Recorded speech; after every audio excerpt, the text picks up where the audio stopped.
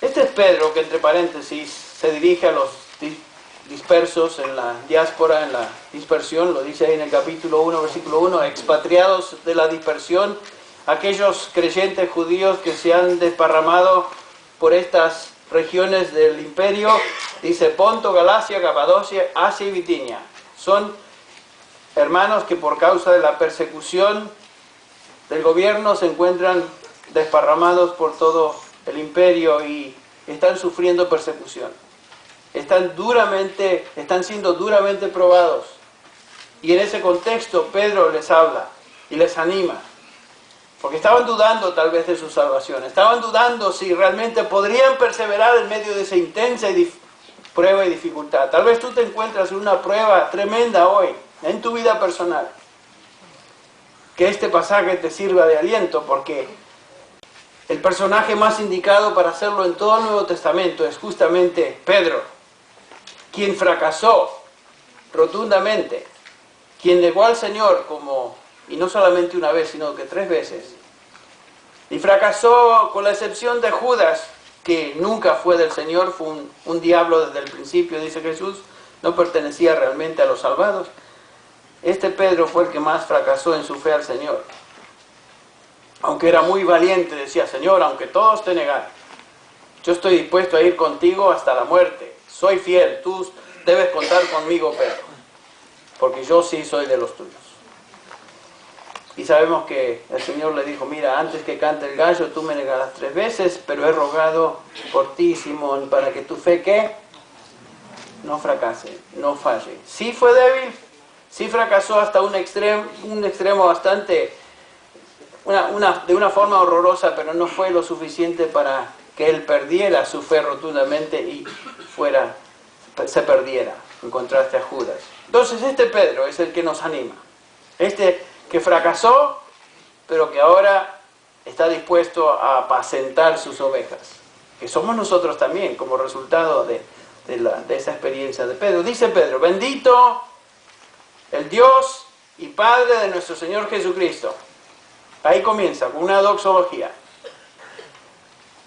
Que según su grande misericordia nos hizo renacer para una esperanza viva, por la resurrección de Jesucristo de los muertos, para una herencia incorruptible, incontaminada e inmarcesible, reservada en los cielos para vosotros, que sois guardados por el poder de Dios mediante la fe, para alcanzar la salvación que está preparada para ser manifestada en el tiempo postrero.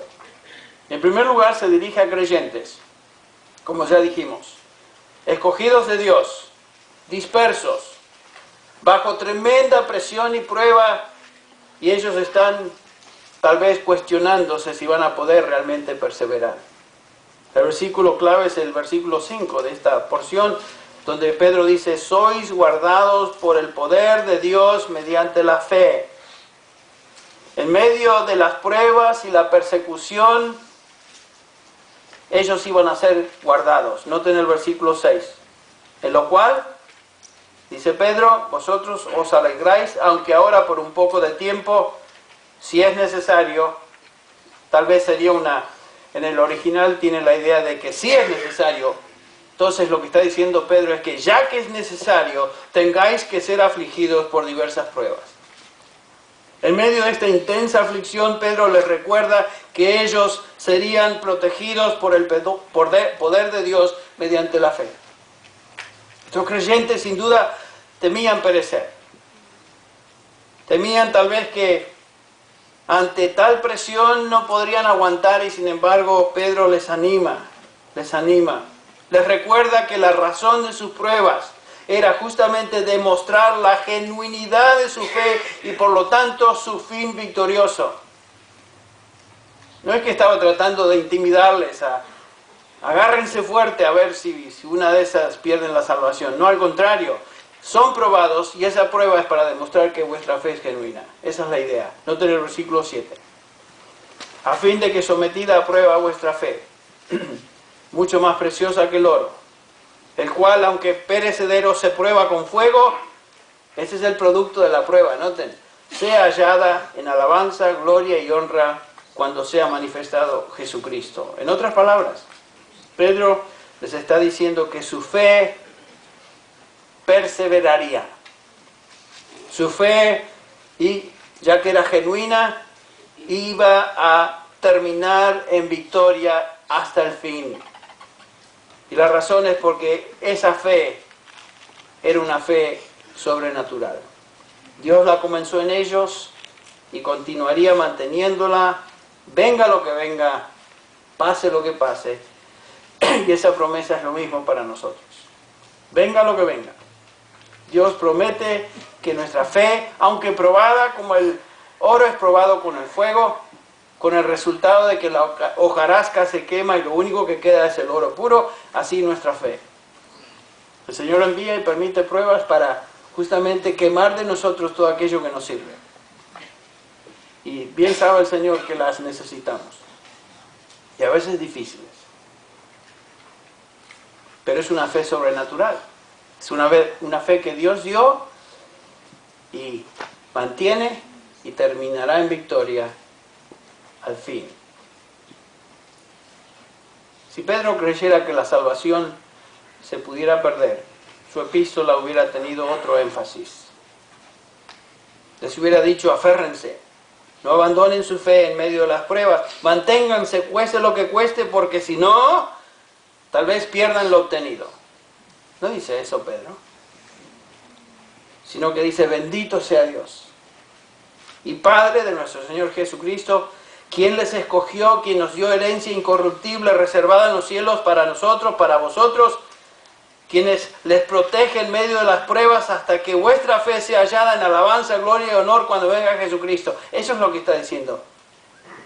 Gloria a Dios que están pasando por pruebas, porque a través de la prueba su fe demostrará ser realmente genuina, y lo era.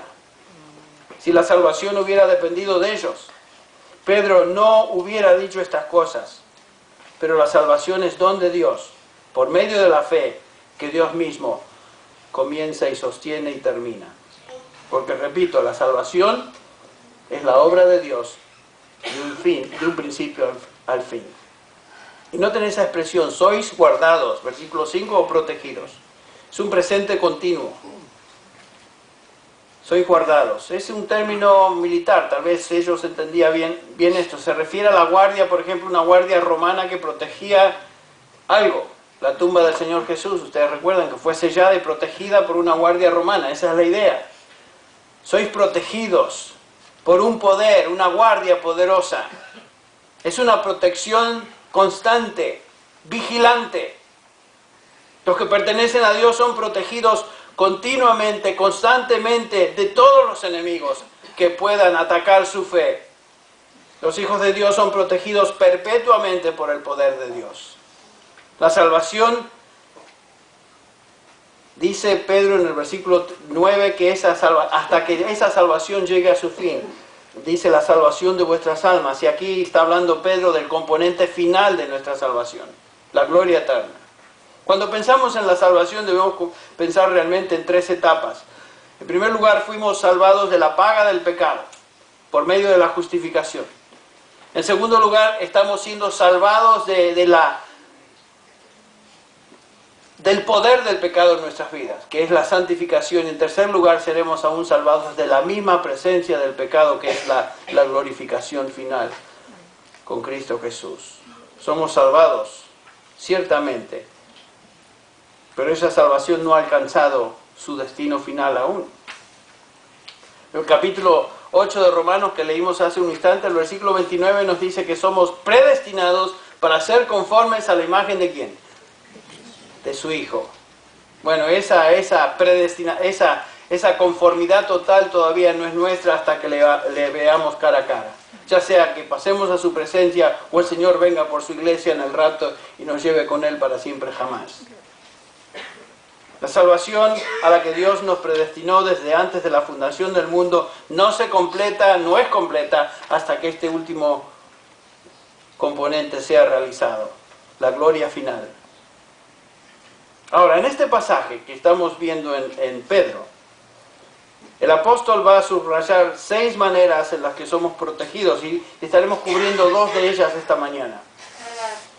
Los que vienen de afuera, de España, de México, o lo que sea, si quieren, quédense una semana más y el próximo domingo hablaremos de las 4 que siguen.